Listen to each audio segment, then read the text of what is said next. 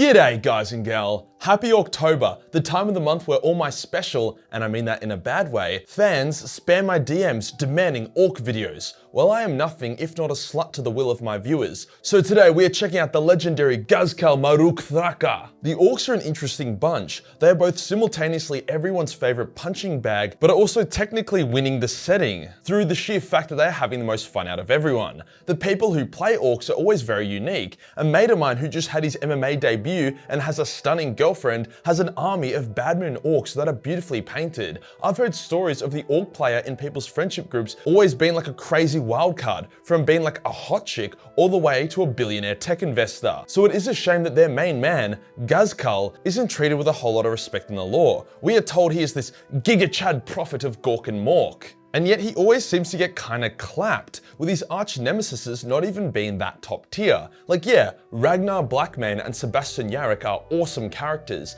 but the fact that they are the match for the #1 Ork in the galaxy instead of let's say a Chapter Master or even Gilliman is a bit unfortunate. Especially when we saw the beast manhandle Vulcan and nearly destroy the Imperium, as well as the fact that we know Krorks used to exist. Before we get started though, as I said last week, there is only like one more box of the 2022 cosplay calendars. Obviously, as they are out of date, I'm running a 60% off discount, just so we can get them to those who haven't seen what 12 hot naked people wearing Battlemace 40 million cosplay looks like, instead of just like throwing them in the bin. I've had a few people be like, but Majorkill, now the shipping costs more than the actual calendar. Yeah, no shit. Just because I run a discount doesn't mean my post office is like, oh, Majorkill, my man, that's so generous of you. Because of that, we're also gonna run 60% off. I'd see it more as the product becoming so cheap that the shipping is more expensive rather than the shipping being overpriced. I mean, it's literally $10 USD worldwide shipping, no matter how many of the calendars you buy. Good luck finding another company that does worldwide shipping that cheap. Today we'll go over the life of Ghazghkull Uruk Thraka, how he came to be the #1 Ork, what he's done with his power, and what his overall goals are, as well as the obvious fun stuff he's done in between. Let's get into it. Ghazghkull's origins are about as humble as they get. A rank-and-file Ork boy for an unknown semi-feral tribe on a backwater world which had been having Ork civil wars for thousands of years. The Imperium was studying the Orks closely, realizing that if enough Orks were allowed to jerk off for enough time, eventually a war boss would emerge who would pheromone the fuck out of the Orks, creating a war which could end up being a massive pain in the ass. As such, they began to watch Ork-infested worlds that they hadn't yet scheduled for purging, to get a head start whenever it looked like an especially spicy Ork was about to emerge. The Orks on Ghazghkull's world discovered one of these human outposts, and they tried to Zerg rush it. Ghazghkull was in one of these attacks, and in one of its opening volleys, the Imperial auto turret scored a headshot on Gaz, blowing out a chunk of his brain and knocking him on his ass. Now 900,000 out of 1,000,000 times, this is fatal, even for an Ork. Out of those remaining 100,000 times, 99,999, the affected Ork would become severely retarded. The one remaining time, they get an extreme hypophany,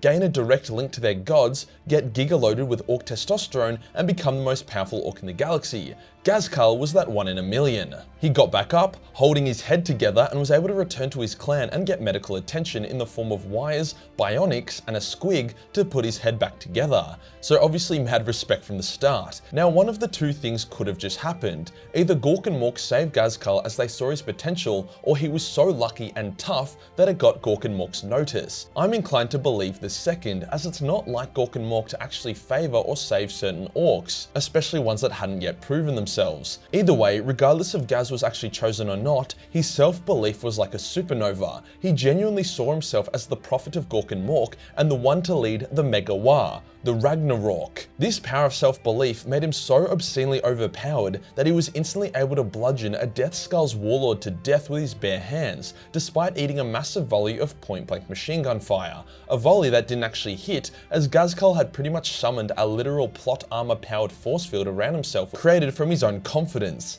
Ghazghkull then spent an hour beating the shit out of fellow Orks until they recognized him as their new leader. It's a crude yet effective political system. Combining his self-belief and the fact that he had just crumped a shitload of Orks, Ghazghkull's white energy exploded, making him grow larger by the minute. Ghazghkull then began crumping the other Ork clans on the planet one by one, sometimes through sheer girth and punching power, however other times he had to employ his newfound genius, such as when he had to catch the elusive and cunning Bad Moon's clan. By predicting the wind and setting fires accordingly, he was able to use the smoke to mask his army's movements, whilst also getting the speedy red evil sons to help him catch them. Eventually, he was able to end the skirmish, bring them to battle, and beat them into submission. Another one of these rival war bosses was so resilient that Ghazghkull had to cut his head off twice before the war boss submitted. Yes, not died, submitted. Orcs can glue their heads back on, which Ghazghkull would find a useful trick down the track. In only 6 years, Ghazghkull had conquered a world that had been infighting for nearly 10 millennia. To reward Ghazghkull, Gork spat a space hulk out of the warp that was capable of taking his new massive Wah to the far reaches of the galaxy. However, Gork don't give things out for free. The Space Hulk was infested with a massive demonic army, an army big enough to wipe out entire worlds. Ghazghkull led his billion-strong Orc war against the Space Hulk, where they fought demons of every god, soul grinders, demon engines, greater demons. Shit was wild. Meter by meter, the Orcs pushed the demons back until Ghazghkull found the warp rift that they were spilling out of. He shot it, nothing happened. He slashed it with his power claw, nothing happened. He said, "Alright, fuck this shit," and headbutted it. Now, according to science, logic, reason, and law, that headbutt should have done nothing. If anything, it should have just blown Ghazghkull's head off. But Ghazghkull doesn't give a fuck about facts and logic, hence that headbutt shut the warp rift. Checkmate, Ben Shapiro. The newly captured Space Hulk was full of fun technology that the Orcs were able to repurpose, giving them a massive technological advantage over any other Orcs in the galaxy. They now had teleportation tech, force field tech, new hardened metals. Eventually, after a few more demonic incursions, which acted as great practice, the Space Hulk emerged into real space and crash landed into Armageddon. The crash was so intense that it actually altered the climate of the planet and killed a shitload of Orcs. However, due to their Wah power, as well as the Space Hulk's natural sturdiness, most of them miraculously survived. If there was a word to describe Orcs, it honestly would be miraculous. Hence, the second war for Armageddon began extremely suddenly and violently. Within only a few weeks, most of the hives on Armageddon's main continent had fallen, accounting for billions of dead humans. The hives were then used as factories to make even more Orc weapons, tanks, and gargants. As this world had been mostly peaceful since Angron got clapped on it, they didn't have a massive garrison and were taken completely by surprise by Ghazghkull's full send crash landing. Although human resistance was mounting, it was only until Ghazghkull reached Hades' hive did his momentum come to a crashing halt. Commissar Sebastian Yarrick led the defense, and this dude was fucking ruthless. Every tactical move Ghazghkull made was countered by Yarrick in equally vicious manners.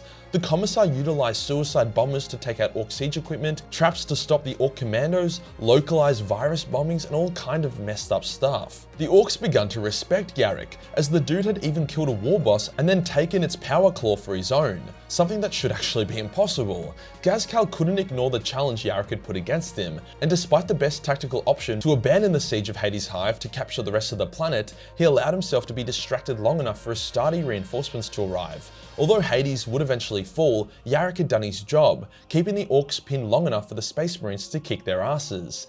As the Orcs were about to get wiped out, Ghazghkull and his elite warriors mysteriously disappeared, seemingly saved by direct intervention from Gork, who didn't want to see their chosen Jesus suffer a pointless death due to his own orkiness. After all, Tuskar Demon Killer was no longer within their reach, so they didn't want to lose Ghazghkull as well. Now, most of the time when an Orc war boss loses, challenges arise and crump his unworthy ass. This is because they lose confidence, hence lose strength and power. However, a loss wasn't even a remote setback for Gaz. He saw it as a part of Gork greater plan. As such, all challenges were easily beaten, and Gaz was able to spin the defeat into a tactical victory, as they had discovered how the Imperium fought and how to beat them. Yarrick, however, had actually chased Ghazghkull with a fleet, hellbent on destroying the Orc, which he knew was the orkiest of Orcs. Ghazghkull lured Yarrick into a trap and was able to capture him. This was the beginning of their bromance. Yarrick outplayed Ghazghkull in Armageddon, Ghazghkull outplayed Yarrick here. Ghazghkull felt a strange connection, a rivalry with Yarrick that he wasn't ready to let go. Ghazghkull tested Yarrick and predicted he would pass every test. He threw him down a chute and said he would survive. He did. He threw him in a prison with other humans and predicted he would lead a rebellion that would nearly succeed. That's exactly what happened. It was almost like Ghazghkull's Wah power had leaked into Yarrick, which would account for why Yarrick was able to use an Orc power claw and remain extremely solid, physically powerful, and determined despite his advanced age. Ghazghkull then let Yarrick free to return to Armageddon to prepare for another war. He wanted to fight the best the Imperium had to offer. proving once again that Ghazghkull is the orkiest of orcs. This test of Yarok's tenacity also had the added benefit of impressing the other orcs. By Ghazghkull predicting Yarok's actions and confidently allowing him to leave, it made him seem like he was in total control, hence helped enhance the already obscenely lactating War. After decades of preparing, growing his army, upgrading his tech, and enhancing his tactics, Ghazghkull returned to Armageddon for the War of all wars. Honestly, if it wasn't for Yarok being there, he probably would have moved on, but the two warriors had gained this obsession with each other, and they just couldn't let it go. Ghazghkull is even quoted in saying, "Umis is all weak scum that deserve to get stomped, except for One-Eye Yarok. He knows how to fight," showing the respect Ghazghkull felt for his nemesis. The Third War of Armageddon had begun and, oh yeah, holy shit. Two sides at their absolute peak of readiness and power. The orcs were hurling captured and modified meteors at the planet as thousands of Astartes took the fight to the orcs. Being a citizen of Armageddon would have sucked donkey balls. The planet was already rough to live on, but now the climate was constantly changing from all the explosions that were constantly rocking the planet. The Third War of Armageddon had quickly become one of the largest conflicts in all of 40k. Billions of orcs and guardsmen, around 25,000 space marines, dozens of titans. Shit was wild. The funny part was that capturing Armageddon wasn't even really Ghazghkull's goal. It was just to cause so much destruction and damage that the Ork War would collectively cream its pants and empower Gork and Mork even more. When the war had reached critical mass, i.e. a shitload of people had died, Gork and Mork mind-raped Ghazghkull and gave him new orders. Hence he left Armageddon, leaving most of his army to continue the war. Yarok tried to pursue, but Ghazghkull was able to get away in very Ghazghkull style, i.e. full Leroy Jenkins miraculous clutch. Even more miraculously, Ghazghkull's damaged Space Hulk encountered a massive Ork fleet. Ghazghkull then teleported into the command center of the fleet by sheer luck, beating the Ork boss to a pulp, then taking command of the largest Ork fleet in the galaxy, basically giving himself another massive wah. He took this wah to Octarius and decided to get involved with the most bloody vicious war ever, a greenskin vs Tyrannid war. Not only was each side's numbers just obscenely large, but 90% of the fighting took place in melee combat. As the orcs were about to get overrun, Ghazghkull's fleet arrived and turned the tide. Gaz even got eaten by a Morlock halfway through the battle and had to cut his way out of it. It was about this time that it became obvious that Ghazghkull was a massive fucking tease, entering war zones, making them extremely intense, then blue-balling them for the next battle. He was an absolute slut, not committing himself to a single war zone for very long. Now this does make sense. By creating these obscenely large wars, the war energy in the galaxy would spike, empowering the Ork race overall and pushing Ghazghkull to increase in size and strength. Hence he left the Octarius War for the next battle. In the current setting, Ghazghkull leads a fleet of over 5 million warships, which is, what?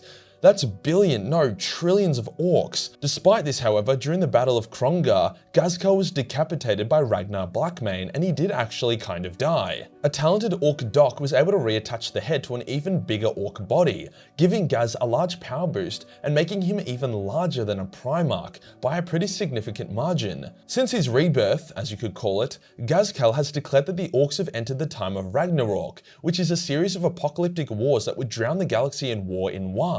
It's funny to think that even though Gaz is now taller than a Primarch, he is still less than half the size of a Krork. Dude has a long way to go before he gets there, but at this rate, he might just manage it, and I am all here for it. Make the orcs a galactic threat, I say. I'm sick of the fucking Tyranids being the big bad guys. If you enjoyed the video and you want to support the channel, then pick up the cosplay calendar. Although it's outdated, i.e. 2022, I am running a 60% off sale so that the leftovers go to a good home instead of the bin. Hit the subscribe button, then hit the real subscribe button for more orky content. Join the Discord for more memes, and I'll see you in the next one. Peace.